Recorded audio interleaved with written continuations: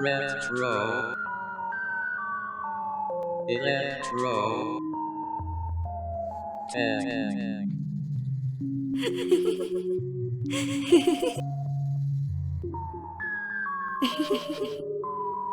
Greetings once again, ladies and gentlemen. This is Retro Ernest of Retro Electro Tech, and what I have here on the stand is a vintage synth that I'm going to be unboxing, and it was sent to me from Connecticut, and the box has sustained some damage. There's the biggest thing I noticed is this big old laceration here on the top. Wow. Puncture, and I can tell by inserting my superhero pointer in there that there's about 3.5, almost 4 inches of space before I hit padding.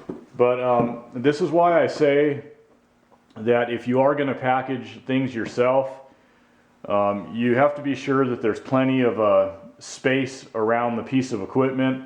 At the very least, about between 5 and 7 inches I like to see of a space on the top, the bottom, the sides, and really have it densely packed with the appropriate packing material, not peanuts and all that where things are going to shift around, especially in this day and age, the way things are handled. But anyways, in a moment I'm going to reveal what's in here as I get this unboxed. Just let me turn it around first. And here's the other side of the box rotated around. And everything is looking okay on this side. And the bottom is all intact. There's no punctures on the bottom. Like I said, this is the only puncture, and it's a big one. So Lord only knows what happened there. But anyways, let me get the box cutter out, and I will gain entry and see what's going on in there. Okay, and on the inside here we have the unit, and yeah, it's not adequately packaged. So, and I'm not saying this because I'm trying to shame the owner, the shipper, whatever, but I'm just bringing this out because I have to call it like I see it. And in the event that there's damage or whatever the case. Now, this is the main core of bubble wrap, and then there were various little pieces here and there, stuffed on the side and all that. But in the grand scheme of things, it's not adequate. You have to really, especially in a box that size, where you don't have a lot of space on the top, the bottom, and the sides. If you're going to use bubble wrap, you have to use a whole heck of a lot of it and tightly wrap it so that you have plenty of density on the top, the bottom, and the sides, as I already mentioned, or use some kind of good packing foam or whatever the case. But let me get the rest of this bubble wrap off, and we will see what it is that is underneath and what condition it's in. Okay, so what we have here is a Roland Juno 60, and it's got quite a bit of scratching and pitting, rust, surface rust all throughout, and I know that it lived a rough life. The current owner told me that the guy he got this from had it in a shed, and when the guy was retrieving it or moving it around, he said that the guy was grabbing it by the cord and kind of lifting it up and swinging it around and all that stuff. Don't ask me why, people do that, but not everybody is into this stuff, okay? People like us, you viewers that are into vintage synths, and a guy like me who works to preserve the equipment, we view this stuff in a different light, whereas the guy who was grabbing it by the cord obviously could care less about it. And that's fine. Again, not everybody's into this stuff. All of the sliders feel very, very rough. They're very stiff. Some are worse than others. The shafts are bent on quite a few of these.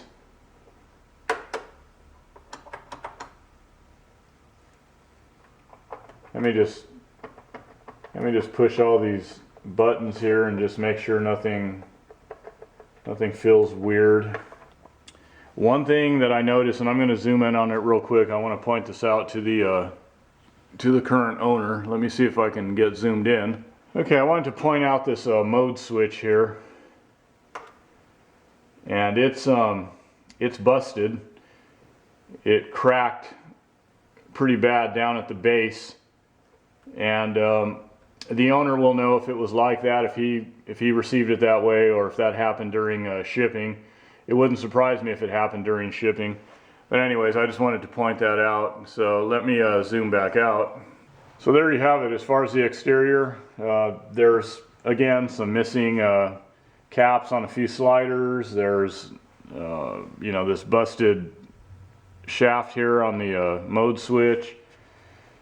Some surface rust and pitting, you know, pretty much all over the top of the synth here.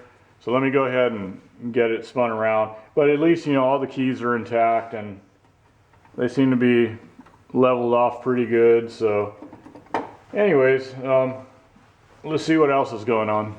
And here we are around the back. Nothing to report other than just surface wear, and again more surface rust and pitting. The sides, you know, I checked both sides, and you know, nothing major. A little bit of wear once again. And here we are on the inside, and nothing stands out that looks horrendous. There's these disconnected ground wires here that bolt to the chassis, but the bolts are missing. I will reconnect those later, and I want to get this battery replaced too. And I just want to check a few other things. I want to lift these control boards out, see what's going on the other side. I just want to check connections a little bit better. And you know, again, everything seems to be okay with the keyboard. I am going to lift the key bed out, but all of the notes. And yeah, I know I don't have it turned on. That's not why I'm doing this. I just want to see how things feel. See if there's anything that feels unusual. Any strange resistance, you know, mechanical resistance, or something that makes a horrible crunchy sound or something like that. But everything feels okay with the, everything's nice and springy. There's no unusual resistance or strange noises. So that's good. At the very least, I need to talk to the owner, obviously, and in a little bit more detail as I go along and find this and find that. I know that all the controls are in rough shape. Again, they're very stiff, and they're going to need to be gone through in a lot of detail. I think that's where a lot of the time it's going to be placed on this, is really servicing the controls. And yeah, again, I'll see what there is to see as I dive in a little deeper. At the very least, I always recommend, you know, recapping the power supply, you know, these main filters here. You don't want one of these things to short out and, you know, again, damage a transformer or something like that. And in a perfect world, yeah, it'd be good to go through and do a full electrolytic recap and all that. But again, that equates to time and money, and I don't know what the budget is on this exactly. I know he wants me to go through, and he mentioned something about a memory issue, but again, you know, I'll take a deeper look into that a little bit, and like I said, get this battery replaced and see what there is to see, and go through all the functions, get this thing powered up. I just want to check a few things out before I do that, and see what this synth tells me, you know, when it starts speaking to me and letting me know what's going on when I function test it and all that good stuff. So I will do that in the next video. I will have this thing, you know, when I get a little bit more bench space and I can lay this thing down and start going through some proper function testing, safe power up. The owner did have it powered up, the current owner, but again, I'm not going to take that chance until I go through and do a little bit more of an inspection, even though when I do power things up, yes, I could power it up safely on the current limiter and all that, but I'd rather go through and do more of an inspection anyways, and especially when you find things like this inside. Okay, you ready? Here it is. Oh no, what is it? Here it comes. It's the creature from the woods. So there you have it. You never know what lives within.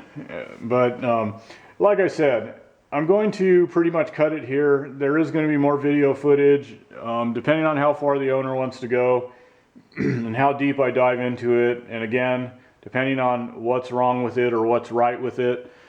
And we'll go from there. So that's about it.